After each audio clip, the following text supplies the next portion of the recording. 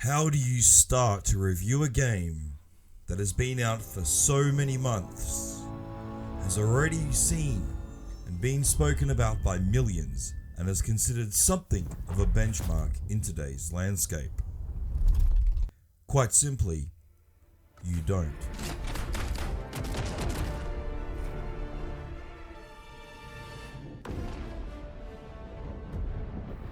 This isn't a review in the traditional sense. This is my perspective, a collection of thoughts, moments, ideas, and a little honesty about the game and community as a whole. If you're looking for a review asking the question, should or shouldn't you try Helldivers 2? Put simply, go buy the game and play it.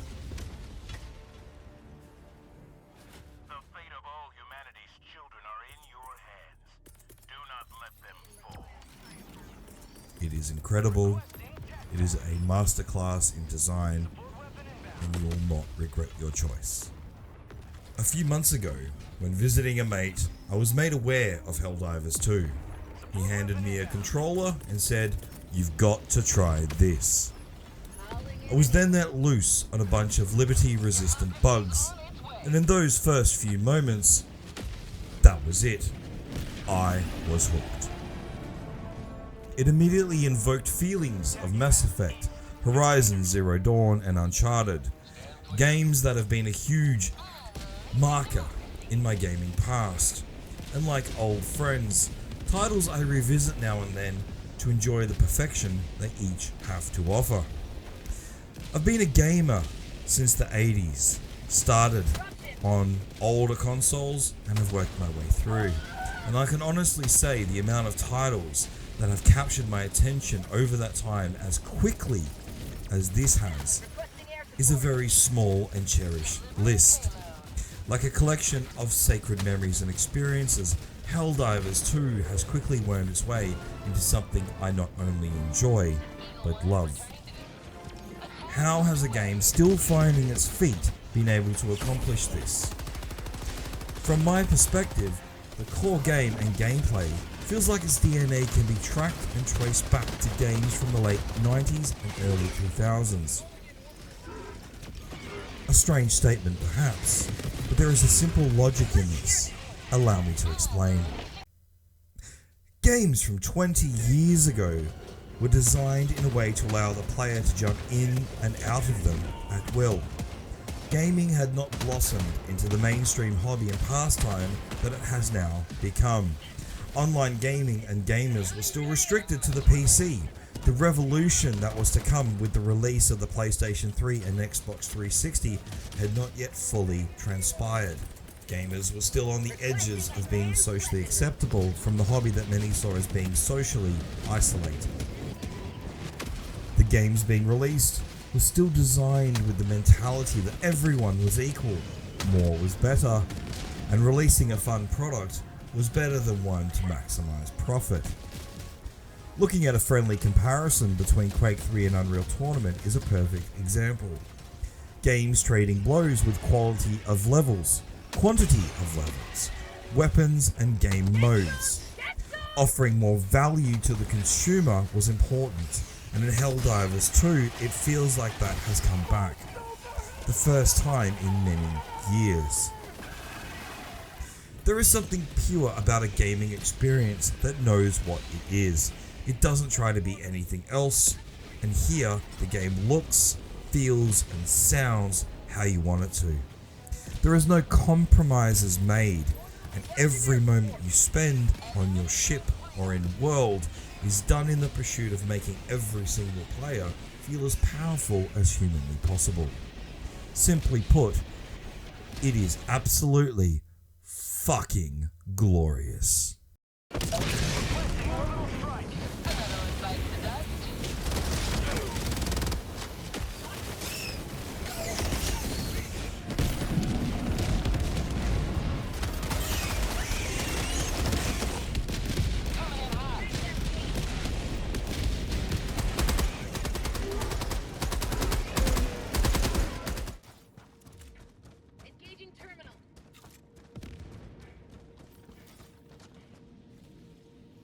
Unlike most games where every single player has an attachment to their character or protagonist, here there is no requirement for that. Every player does not have one character, we all have many. Man, I can't believe we're actually gonna become Helldivers. Approaching LZ. Next recruit, prepare to dismount. Liberating the galaxy, stomping bugs, every kid's dream. Good luck out there. I'll see you on the front lines. In basic training, you start as an excited recruit who wants to change the world, and you die. And if you're one of the lucky ones who didn't, you definitely die in your first or second mission. From that moment on, that excited young recruit is now Fertilizer, and you take command of some other random recruit who will meet their end sooner rather than later, and the beginning of using and killing expendable Helldiver volunteers begins.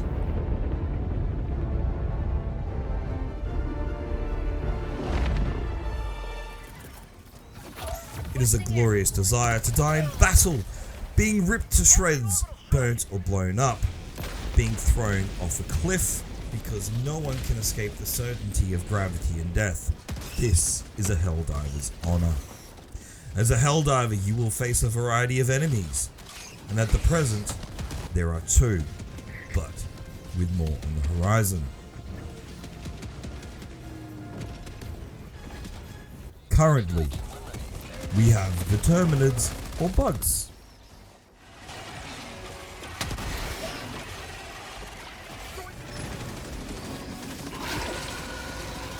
And the automatons or bots.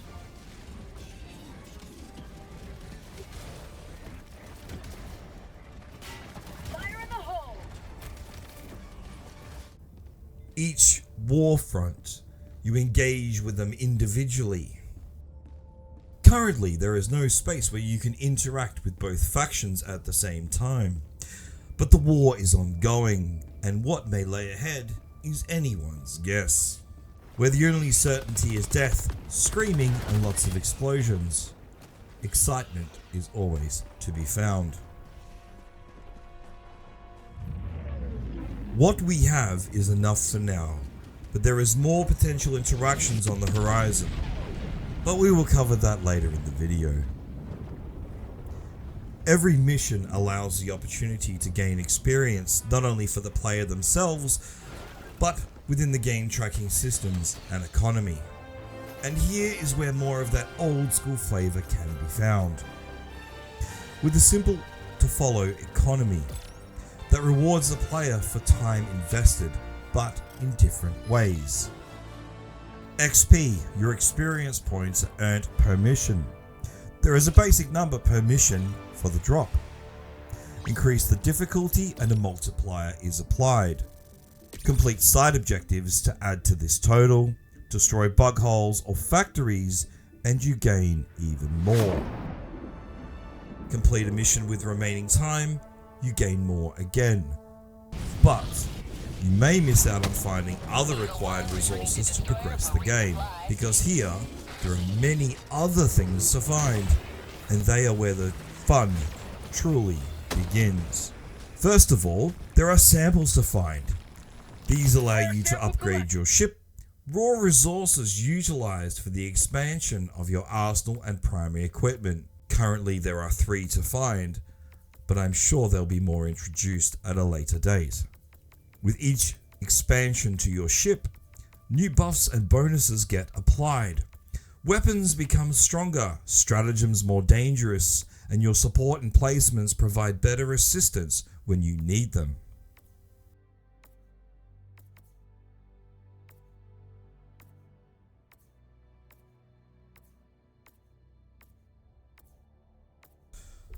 Then you have super credits.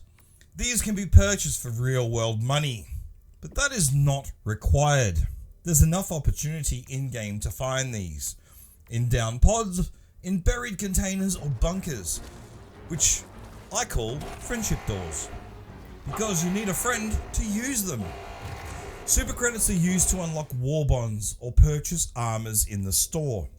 Everything found here is completely optional. There is nothing here that will provide a huge advantage over another player. These items simply allow more options to tailor the items and equipment a little more to suit your playstyle. Nothing more. As with the standard war bond that all players get access to, all items are unlocked with medals. These are earned from completing missions, major objectives, and personal orders. So in short, do you need to have these?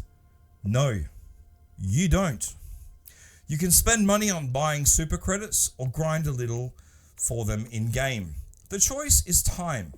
Do you want to spend the time in game and hunt for them, or spend less time in game and have access to them?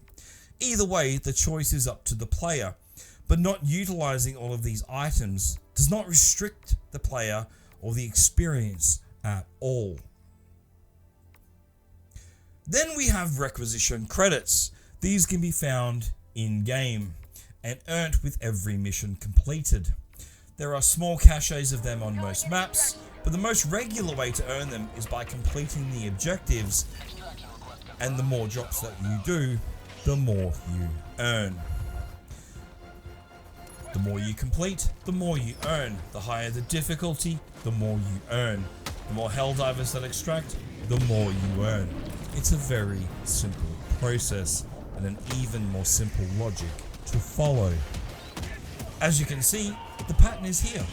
Success brings reward.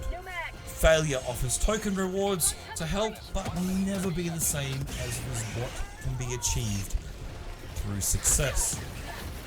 In other words, you get what you put into it. The more time you invest, the more you get. The requisition credits are used to buy more stratagems, which can be used to make your drops and mission easier. You find these in-game, you can find them in mission, and you earn them by completing objectives. Again, a simple process. Enemy elite. North, 50 meters. Everything that can be unlocked comes in 3 categories: offensive, defensive, and user operated. Everything on offer has value and is usable. The only question is when to use them and how much team play is involved. If you can get a good squad to work together, taking 16 different stratagems can offer a level of versatility that cannot be matched. Alternatively, you can all opt for one type or style, which can yield some very unique results. Dropping with only turrets or only offensive stratagems will always yield many team kills, but lots of laughs. Accidental kills happen all the time, and they are never not funny.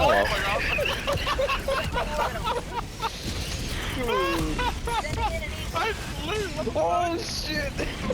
Oh, run!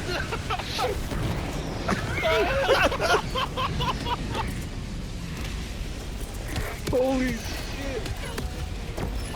Whoops! I didn't mean to drop that there. Whoops! Oh my god! Oh fuck! Oh my god! You're still alive! Oh shit! Oh, do you guys still have running stamina? Yes! Oh my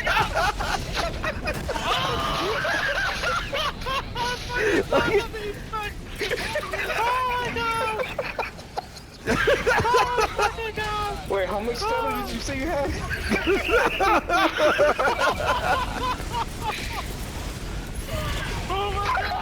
Everything here makes the game really accessible, fun, and engaging.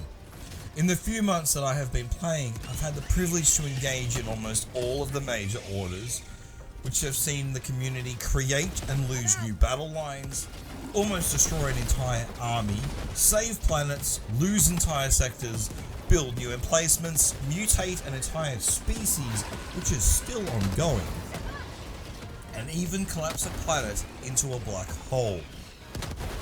It's been a wild ride, and one that is set to continue for years to come.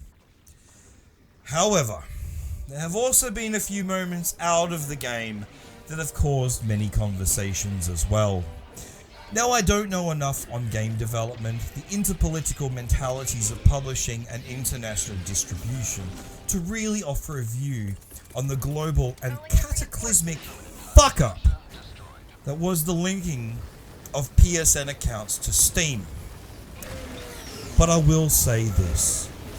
In the past few months, I've had the pleasure and privilege of meeting a variety of people from all over the world. A lot of them are playing on PC, so through Steam. The fun, laughter, and memories being created have been something I didn't know I needed until I found it. Now it's something I wouldn't ever want to trade or lose. The idea that hundreds of thousands of people could be robbed of such experiences, memories, or friendships really feels like the worst outcome for an entire generation of gamers, as it would set a really dangerous standard and precedent for the industry moving forward. In my opinion, it is the largest form of disrespect from a company or publisher to a gaming community I have witnessed since Blizzard asked the world, "Don't you have phones?" This needs to be fixed so we can all move on. We can get back to having the fun without the worry of being on borrowed time. And if you're wondering what I'm talking about, let me show you. Well, that's one way to close the hole. Oh shit. Ah! Oh god. Let nothing stand in the way of liberty. Oh jeez. Charger. Oh god. Oh, it sucks at me. Oh. Why are you dead again? Stop being dead. Damn. Somehow we took down. Oh, there's a third one? Are you fucking serious? Yep.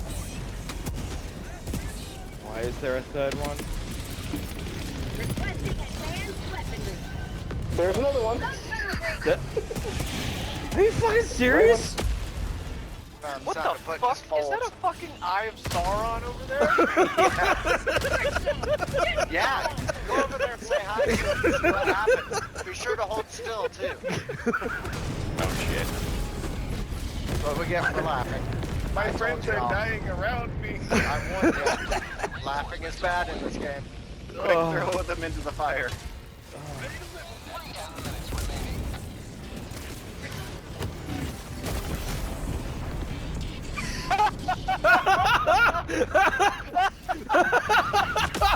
Hey, Todd. I think you missed.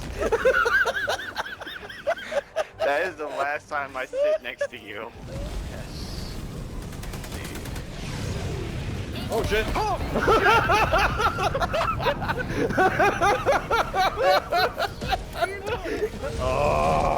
Yeah, I got dead.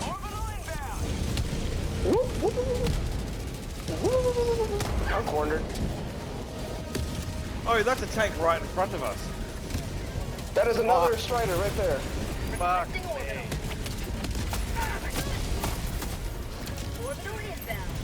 Alright. That's fire. Hey, there's a hole. Shit. Alright, we got one of the Striders down. Oh, fuck me. All I hear is explosions right now. Well, I heard an achievement. I don't know what happened. Because we all threw shit everywhere. Touched in an achievement unlocked. That's what happened.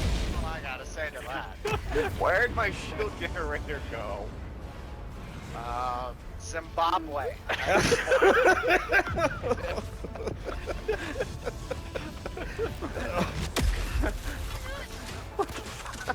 I'm adding more to it.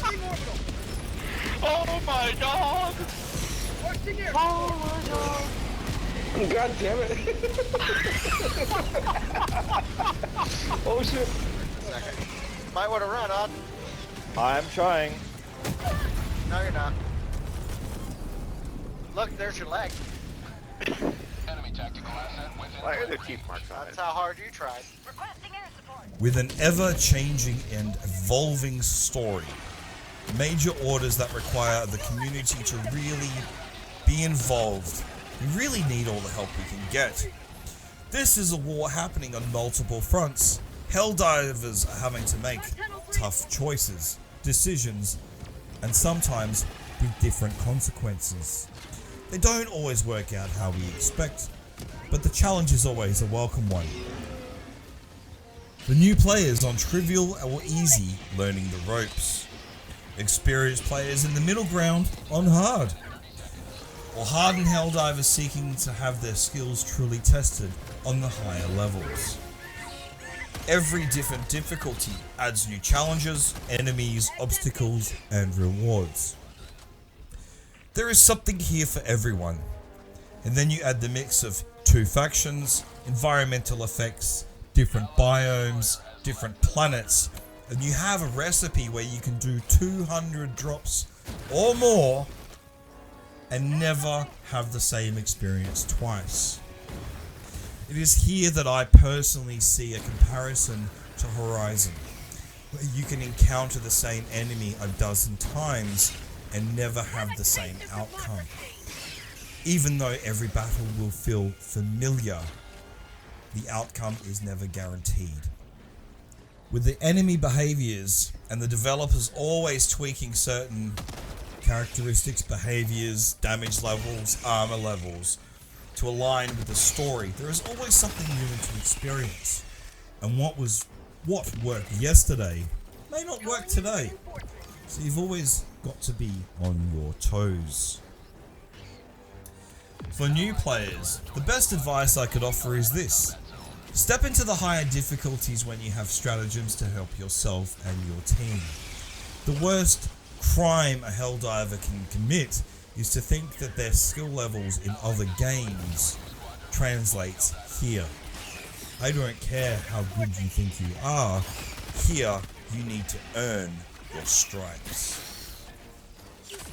When unlocking new weapons, stratagems or equipment, try them out on levels where the challenge isn't as high and it will give you room to experiment and have fun with them. I find it really is more fun testing the items and weapons on level 1 and 2. It allows the freedom of failure and without the worrying of hulks or stalkers. Because who the hell wants an angry predator themed jumpy bastard hunting you? I personally prefer to experiment in a more relaxed setting. And experimentation is definitely something that is part of the Helldivers universe. The way the story unfolds, the different missions come and go, offering a variety of challenges. It's an amazing thing, and something that should not be understated.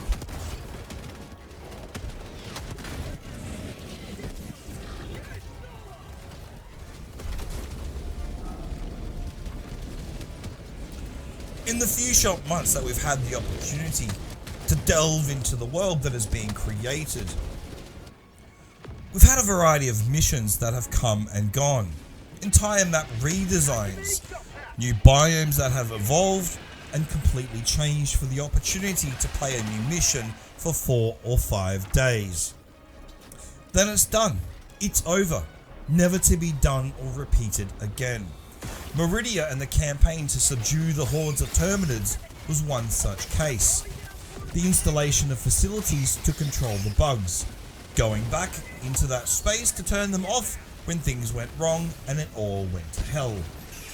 Then the entire planet becoming a giant nest and being off limits. The bugs beginning to evolve. Eventually going back to Meridia and blowing it up, turning it into a black hole. A space that currently we can still visit. The entire thing from start to finish was over in a couple of months. Introduced a variety of missions, types with their own rules, spawn rates, physics and topographies, only to be removed from play when the mission was done. This commitment to short-term mission accessibility is something I am truly loving, and it really does put the player in a state of wanting to engage. In these closing days, as we were killing an entire planet, I realized something that had not clicked with me before. If the development team was prepared to put this much work into something that was as temporary as these missions, what have they got planned for story beats that may last longer and have more planning in them? Things that will take not just days, but weeks or months. The mind truly begins to boggle. The future is bright, and the potential to keep the player engaged for months and years to come is definitely there. There is potential to dive deeper into many aspects of this game. Currently in play, there is something that needs to be covered.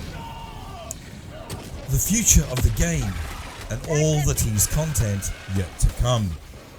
In the game world, there are many clues of things that will make it into the game at some point. This could be weeks, months, or even years. The remains of hive queens found on planets hint of a newer and tougher enemy yet to happen. The evolution of the bugs and what that can mean. It's slowly happening.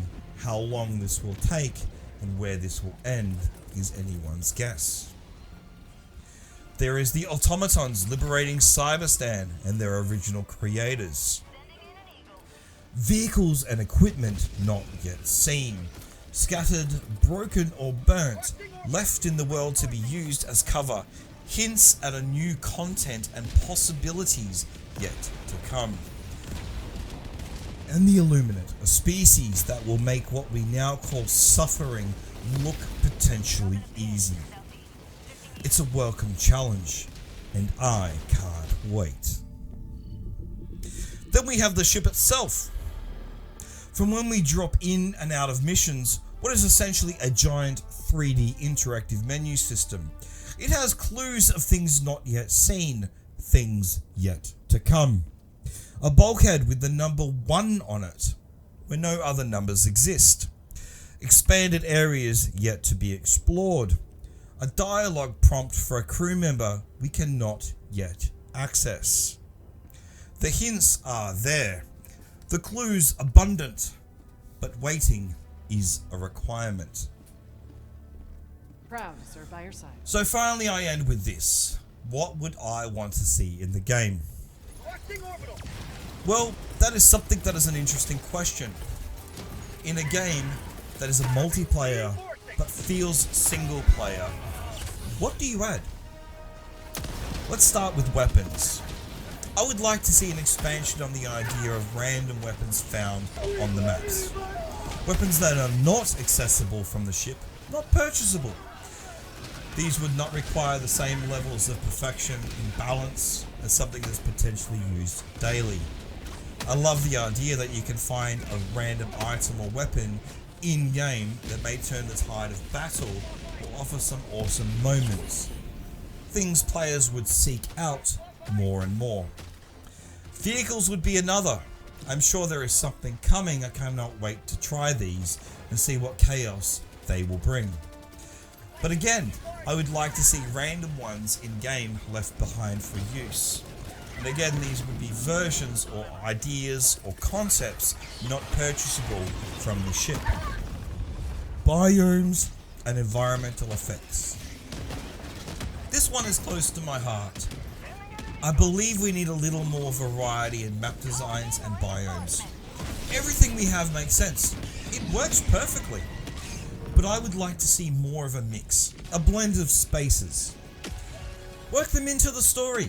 A Seath experiment gone wrong, where a desert planet, a spot of green or even ice happens. Possibly not the greatest example, but it sets the idea of what I'm talking about.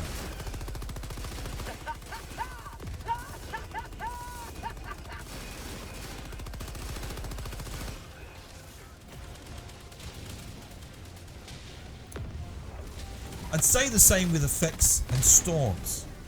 I would love to see more chaos. A desert planet with fog, sandstorms, and 5 tornadoes all at once.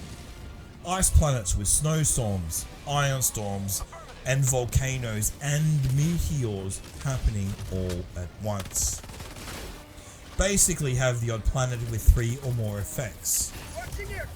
I don't want this all the time, but the occasional level of insanity and chaos is a level of cruelty for all players that I, for one, would welcome. Missions, there is room to do more, and I'm sure there is a heap planned that we cannot even imagine or come up with ourselves. But I can say what I see as fun and what I would like to see in the future. The tower defense style missions are perfection. They are fun and challenging, chaotic and insane. We need more of this style, but with a variety. I'd love to see different map layouts. Long term, maybe more elevation on these layouts. Introduce meteors or volcanoes. Basically, more environmental effects that will affect the outcome or improve or hinder the player. I'd love to see for both Terminids and Automatons a mission where we have to level a massive base or nest, where there are 20 to 30 factories or 60 to 80 bug holes, egg nests, striders, just one massive space where the level of chaos is like anywhere else. A space where having 10 titans and 20 chargers, or 6 walkers and 20 hulks would feel acceptable. I want this level of chaos. I want this level of panic. Not all the time. But now and then, yeah, I want this. And I want a genuine excuse for all 4 players to release 16 barrages all at once and just watch the epic level of fuckery take place.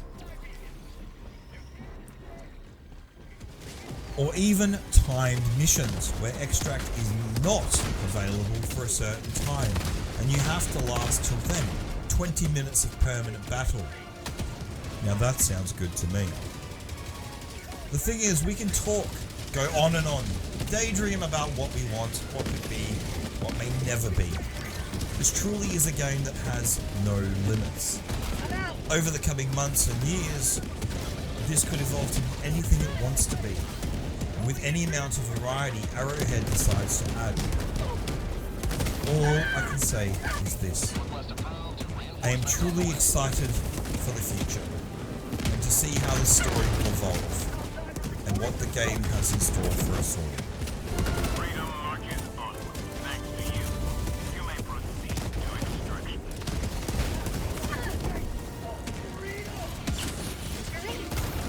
Helldivers 2.